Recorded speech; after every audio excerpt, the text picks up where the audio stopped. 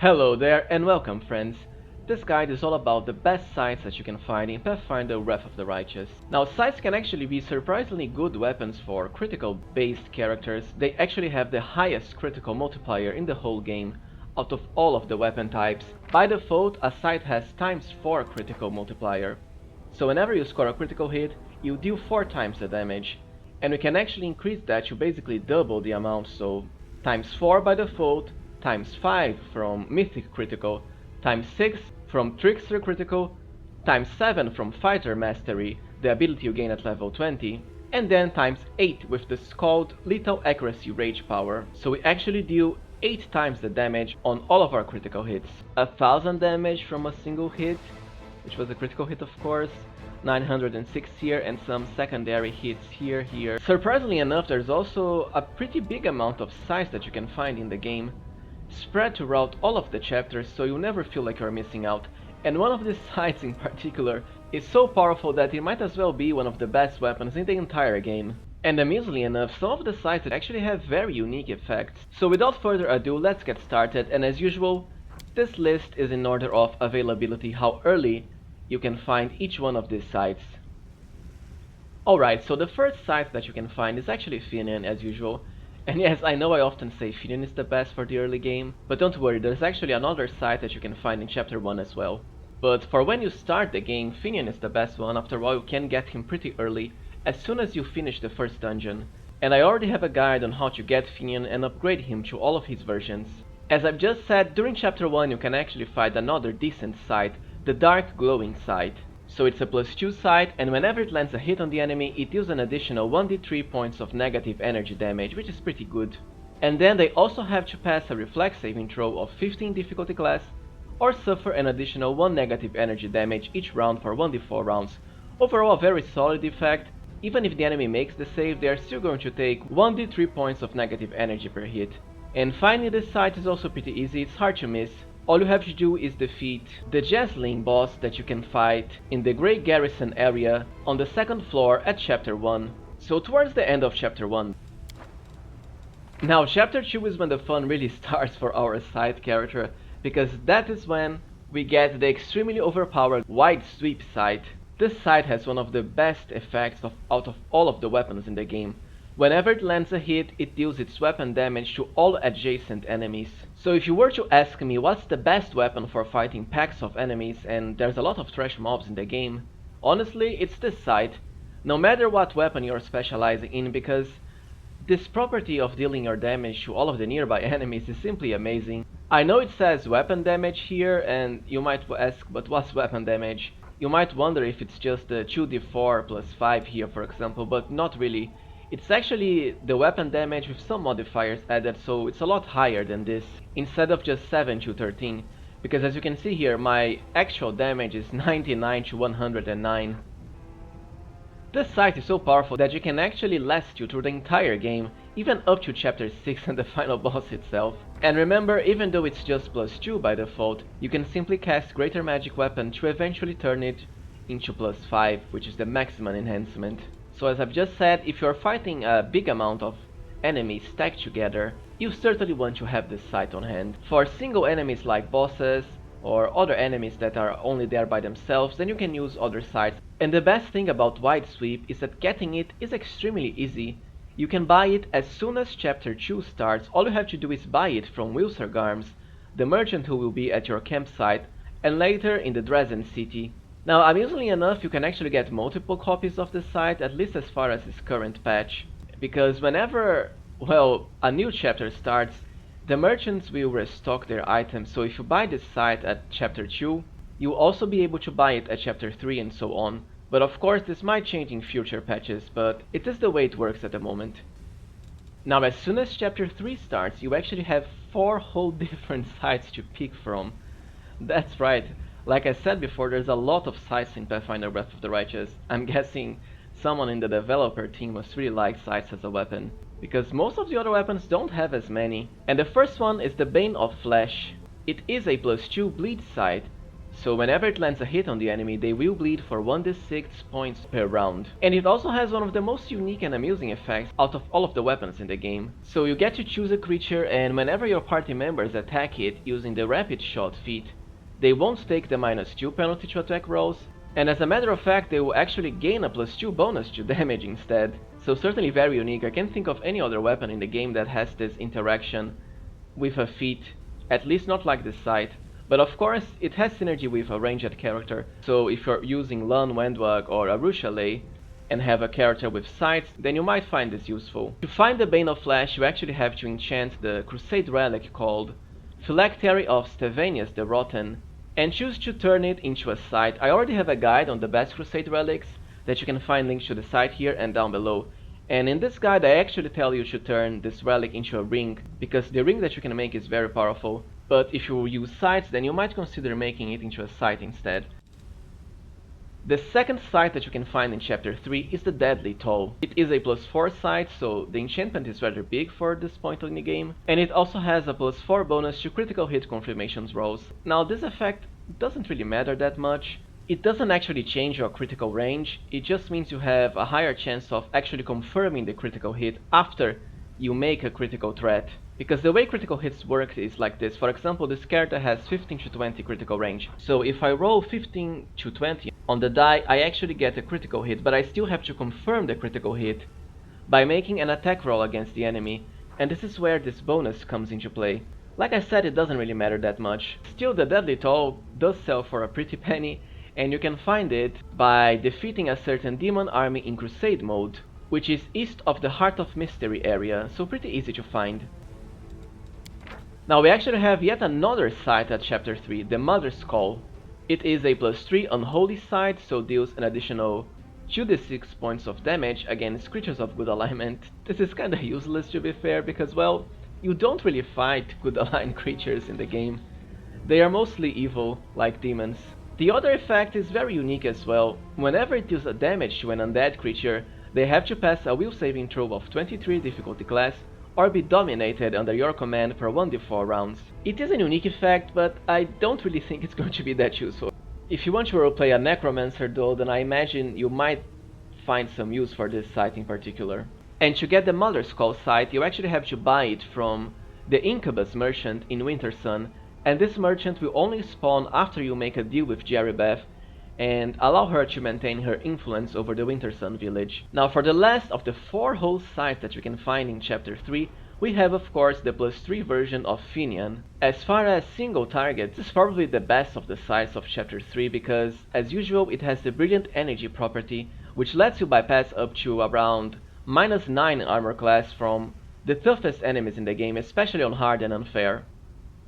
Now for chapter 4 we actually have 2 scythes to pick from. They just don't stop coming now, do they? As opposed to all of the other poor weapon types that only have 1 choice per chapter, if even 1. Anyways, the first is the Rotten Dissector. It is a +4 Corrosive Burst scythe. Corrosive Burst means an extra 1d6 points of acid damage per hit, and also even more damage whenever you get a critical hit. A ×4 multiplier means 3d10. Because we have ×8, that's up to 7d10 points of acid damage that we are getting on all of our critical hits with this scythe. Second, it also has another very unique effect. Whenever you land a first hit on a new enemy with this scythe, they will suffer from this condition that causes them to take damage when making their own attacks. This is kinda, well, honestly, because of how much damage you're dealing with scythes, especially on critical hits, the enemies aren't really going to live long enough to suffer from this condition. And to find the Rotten Dissector, all you have to do is buy it from the Zayra non-playable character, basically the mother of the Tiefling kid that you meet in the lower city map area during chapter 4. If you let her continue to mistreat the poor kid, she will become a shopkeeper. On the other hand, if you take the kid away from her and rescue him, you won't be able to access her as a shopkeeper, so keep that in mind. For our second chapter 4 scythe we have Annihilator. It is a +5 king scythe, and whenever it confirms a critical hit, it deals an additional 4d6 points of force damage against all of the enemies in a 50-foot cone area, including your main target. There isn't any immunity or resistance against force damage, so all of the enemies will always take the full amount. You can only find the Annihilator's Scythe by choosing to fight Velexia the Succubus. In that battle you also have to fight a Cambion Defiler, and that's the enemy that's carrying the Scythe. So after you defeat everyone you can just loot it. At last we are at chapter 5, and honestly there isn't really anything of note to pick here besides upgrading Fenian's +3 version to +5. Once again, because of the brilliant energy property. If you're fighting multiple enemies, then I strongly recommend you keep the wide sweep side, because dealing your damage to all of the nearby enemies is simply way too good to pass on. So wide sweep for multiple targets, +5 Fenian for single targets that are hard to hit. Otherwise, for single targets you can also use the Rotten Dissector for up to 7d10 acid damage on critical hits, or Annihilator for 4d6 points of force damage on every critical hit. Now I know some of you might be asking, but what about the DESKARI'S Scythe, Rift Carver? Well, you can actually get this scythe in the game, but it's rather pointless. Just listen. So Rift Carver is a +5 adamantine, oversized, unholy bleed scythe. Because of the oversized property, you do a lot more damage than with other scythes, so my damage range is now 104 to 134, as opposed to 98 and 118 by having a normal scythe. It also has another very fun property that once per minute, as a standard action you can summon a pack of vicious demons to aid your character. And we can actually use this. Let's see what kind of demons we can spawn. So, a Babao Infiltrator and an Incubus Dominator, another Babao Infiltrator, and a Lily too. Second, once per day we can also use this scythe to basically cast the Rift of Ruin spell under every single enemy in range. Let's see how that goes. I wonder if it's actually going to spawn under all of them. Let's see. Not really, so the effect is somewhat misleading. It just casts Rift of Ruin once. Now why did I say that the scythe is useless despite looking very cool?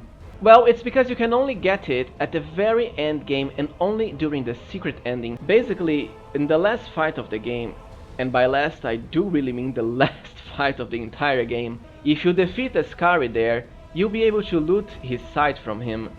The problem is, there's not anything left to do in the game by then. So you loot the scythe and you are locked into the ending, that's it. You can't really make any decent use out of this scythe, because the game will simply be over. Now when it comes to the best classes for scythe-based characters, well, first we have Fighter as usual, and I would go with either Mutation Warrior for the extreme increase in strength because of the mutagen, or Two-Handed Fighter for more damage. I actually prefer Mutation Warrior. For Two-Handed Fighter, the strongest ability, at least in my opinion, is Greater Power Attack, but this comes very late at level 15. I mean, Backswing can also be nice, but I don't think it's that useful. Mutation Warrior on the other hand already gains the first version of the mutagen at level 3, and you also have some other discoveries to pick. Magus can also be a very solid choice, as I've already explained in my Magus guide. Mostly Sword Saint for the highest damage possible, or Arcane Rider for a very strong pet and all of the benefits of mounted combat.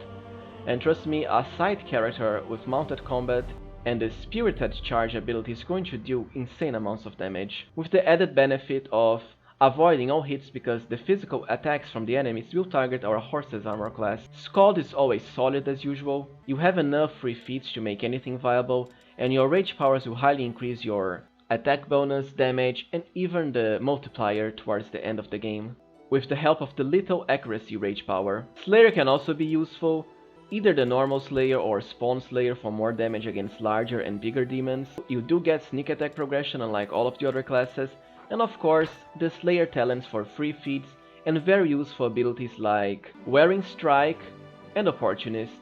Lastly we have the Demon Slayer Ranger, and honestly I do think this is my favorite one of them all, because the extra damage and the attack bonus you get against demons, all of the demons as a Demon Slayer, is simply too good.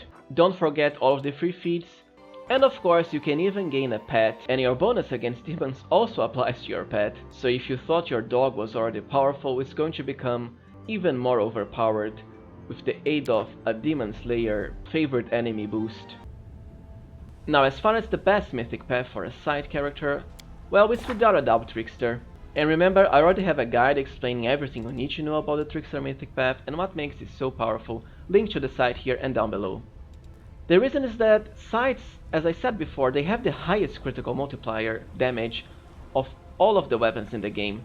Unfortunately, they also have very low critical range, so they do a lot of damage on a critical hit, but they have a very hard time actually making a critical hit. By default, their critical range is only 20, so you only critical on a 20, or 19 to 20 with improved critical. With a Trickster character, however, we can highly increase that from 19 to 20 to 15 to 20, which actually becomes 14 to 20 with the aid of the Knowledge World 2 Mythic trick, or even 100% critical chance with the power of the Trick Fate spell. And this is why Trickster is king for a scythe. Not only do you highly increase your chances of making a critical hit, but you can even increase your critical multiplier by another ×1. Now there is some shenanigans that you can make to get one of these feats as a lore master character, but I personally think that's an oversight and they are probably going to change it in future patches, but I could be wrong. Even then, it's only a single one of these feats, and the Trickster actually has 3 of them to truly complete our critical package. 15 to 20 is basically the same critical range as a Falshard or a Kukri or Rapier with improved critical, and trust me, this is enough to get quite a lot of critical hits, especially when aided by the highly powerful Fortune Hex.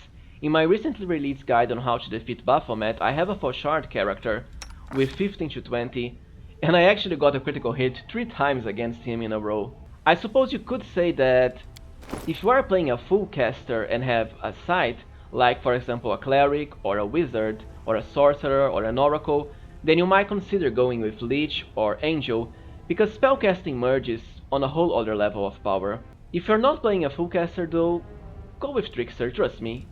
It's going to make your life a lot easier with a scythe character. Well, so this was it everyone for my Scythes guide. As I've said before, they are very powerful weapons, and if you want a character that deals the maximum amount of damage on a critical hit, then you certainly want to go with Scythes. If you found this video useful, then please remember to support the channel if you can, by liking, subscribing, and even becoming a member to have access to some very neat and exclusive perks. Thank you for watching and see you next time, friends!